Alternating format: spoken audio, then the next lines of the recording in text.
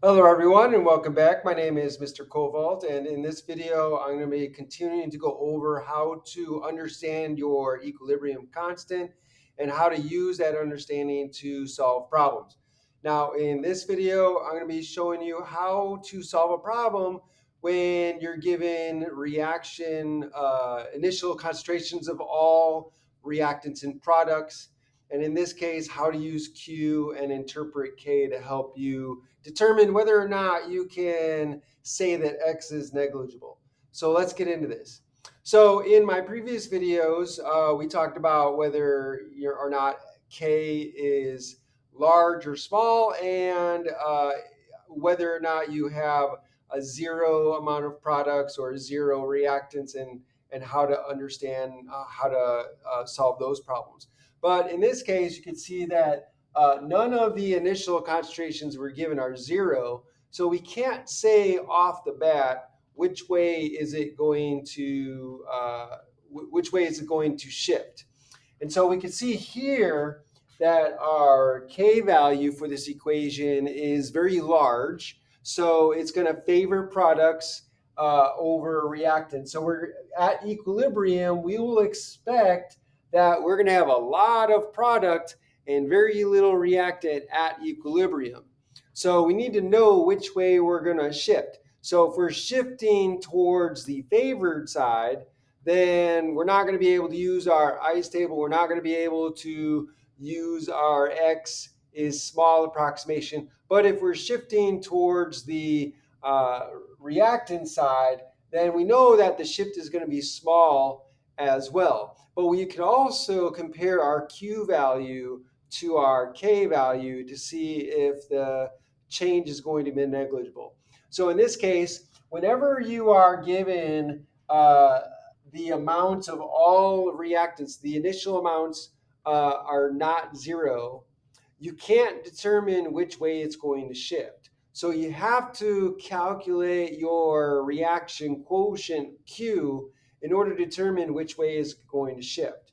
So how do you calculate your reaction quotient? Well, it's the exact same way you calculate the K value, except under these conditions, they're not at equilibrium conditions. You're at initial conditions. So you're plugging the initial conditions into your expression for K, but in this case, we call it Q because we're not at equilibrium.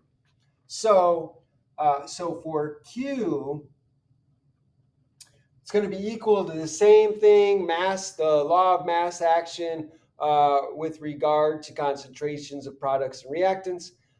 So the expression is the same. So it's the concentration of D multiplied by the concentration of C raised to the coefficient as a power. So it's going to be raised to the third power. And then that's going to be divided by the reactants. In this case, it's the concentration of A raised to the power of 1 and multiplied by concentration of B raised to the power of 1. So here's our expression for Q. It's the exact same expression for K. However, for Q, we're not going to put in equilibrium concentrations. We're putting in initial concentrations. And then we're going to compare Q to K to see which way we're shifting. So we plug in our values for our A, B, and C and D. So for A, D, we got 2, so we're going to put in 2.0. For C, we got 1.0, and that's cubed. And then for A, we're putting in 3 times 10 to the negative 5. And then B is 0.10. And so we calculate that out, and we get Q is equal to 6.7 times 10 to the 5th power. Okay, so now we have Q. And so what we do is we want to compare Q with K. So you'll notice that 6.7 times 10 to the 5, that's really close to the K value, 1.0 times 5. I'll talk about that in a moment. The other thing you want to notice, as far as trying to figure out which direction it's going to go, we look at we compare the size of Q with the size of K. And you'll see here that K is smaller than Q. Q is larger than K. So that means that the ratio of our initial products and reactants, this ratio, remember,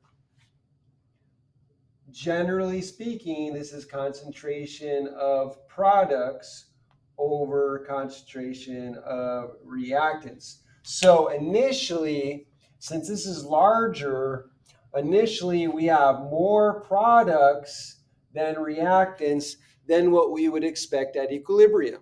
So that means that in order to reach the equilibrium ratio, we have to lose some product to gain some reactant. So we want to make more reactant and we're going to lose product. So what does that mean? It's going to shift in this direction. We're going to shift this way to lose product and gain reactant. So what does that mean? So our change is going to be negative on this side, positive on this side. So that's the first thing to notice. We're going to shift in this direction because our Q value is larger than K. The other thing to notice is how far our Q value is from K. And this will help us determine if X is negligible. Notice that, again, as I said before, the Q value that we calculated is very close to the value of K, the equilibrium ratio. So that means that our initial conditions, our initial concentrations, are very close to equilibrium, which means that the shift is going to be very tiny. So if the shift is going to be very tiny because we're very close to the equilibrium ratio, then that means that X is going to be very tiny. And so therefore we can assume that X is going to be negligible, and we can do our ICE table and ignore X to simplify our calculation.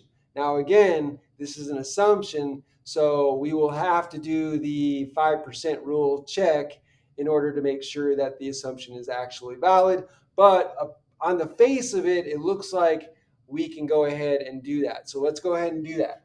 So we know it's going to shift this way. So we're going to lose an X amount of D. We're going to lose a 3X amount of C. We're going to gain an X amount of B. And we're going to gain an X amount of A. So now to get our equilibrium expressions, we add these together. So for A, it's going to be 3 times 10 to the negative 5 plus X. For B, it's going to be 0.10 plus X. For C, it's going to be 1.0 minus 3X.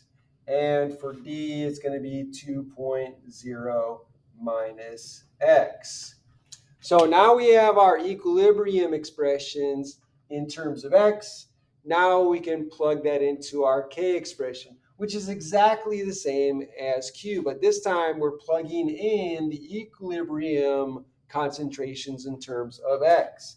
So here, so KEQ is going to be equal to the concentration of D multiplied by the concentration of C to the third power divided by the concentration of A multiplied by the concentration of B.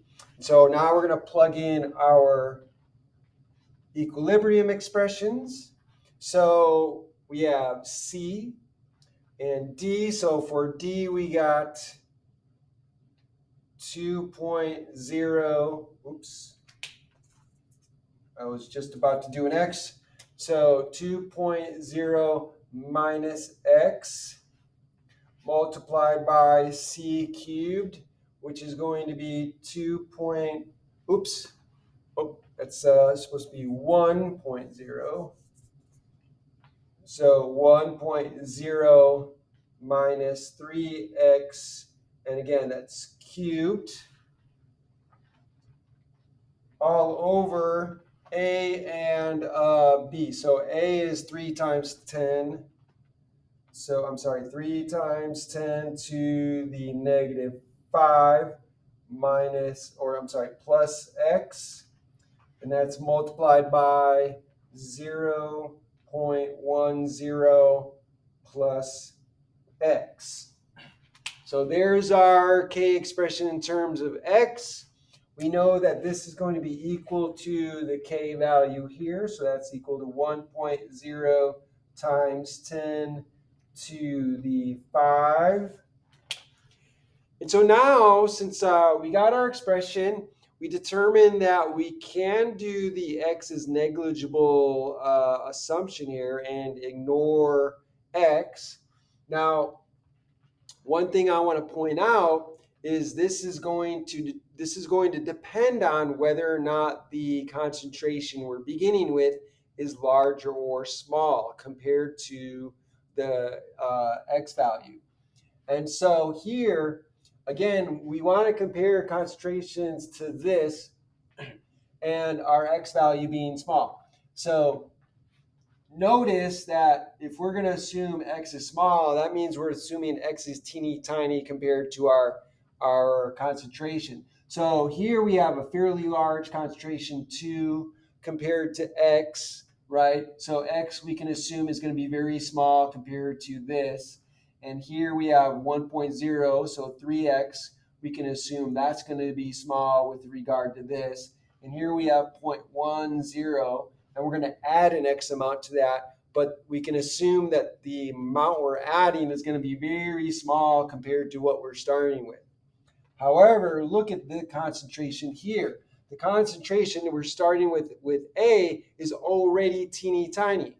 So we can't assume that the teeny tiny amount that we're going to be adding to this is not going to have an effect, because the concentration we're starting here is already really tiny. So adding a tiny amount to this could actually have a large effect. So for this, we can't assume that x will be negligible, and therefore we can't eliminate it. So therefore, we can eliminate x here. We can eliminate the x here. We can eliminate x here because, relatively speaking, these are going to be quite large compared to our change in x. But here we can't make that assumption. So we got to keep the x here. And so now we can simplify this. So then this is going to be ending up going to be 2.0 multiplied by 1.0 cubed over 3 times 10 to the negative 5 plus x multiplied by 0.10, and that's equal to 1.0 times 10 to the 5th. And then this, of course, 1.0 cubed is 1, times 2 is 2. And so then you can divide 2. This becomes 2. Divide 2 by 0.1, right? That's the same as multiplying by 10, and so you get 20. So then what you end up getting is 20 divided by 3 times 10 to the negative 5, and that's going to be equal to 1.0 times 10 to the positive 5. And then you can oops, I forgot. That's going to be, I forgot the plus x. So there's my plus x. And so now you can easily do algebra. You can multiply both sides by 3 times 10 to the negative 5 plus x. and then rearrange and solve for x. I won't do that. You could do that on your own. But when you do, you should get x is equal to, give me a second.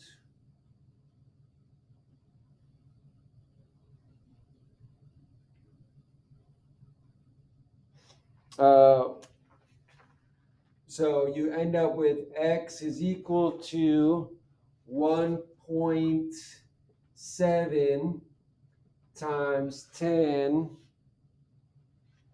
to the negative 4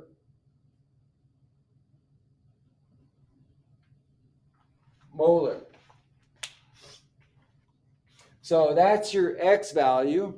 Let me double check that in a moment. Okay, so I just want to double check that I did the calculation correctly. So you should get x is equal to 1.7 times 10 to the 4 molar after you solve for x here using algebra. And so now I have x value, and you can see that it's quite small. And you can see that here 1.7 times 10 to the negative 4 is very close to 3 times 10 to the negative 5. So it is obvious that you can't say that x is small is here. You can't say x is negligible with regard to this concentration here. So that's why we're verified that it seems that we were good in saying that we can't eliminate this x. But with respect to these concentrations, it looks like this is quite smaller than these. So we can do our x is small approximation, and we can double check that using the 5% rule. So let's go ahead and do that quickly. So here we can take let's see which x so we can do this x here. And so let's see.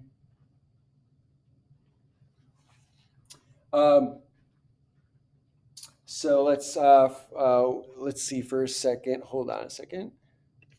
Sorry about that. So we have here 3 different concentrations that we can choose from. But rather than test all 3 concentrations, we could just choose the concentration that is most likely to fail. And that's going to be the smallest concentration.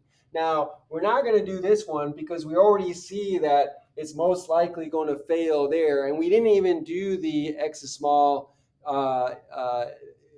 assumption for that one. So the only ones we did the assumption was for these 3. So out of these 3, this is the smallest. So we're going to check that one. If that one doesn't work, then neither of them are going to work, right? But if it works here, then it's definitely going to work for these 2 larger ones, right?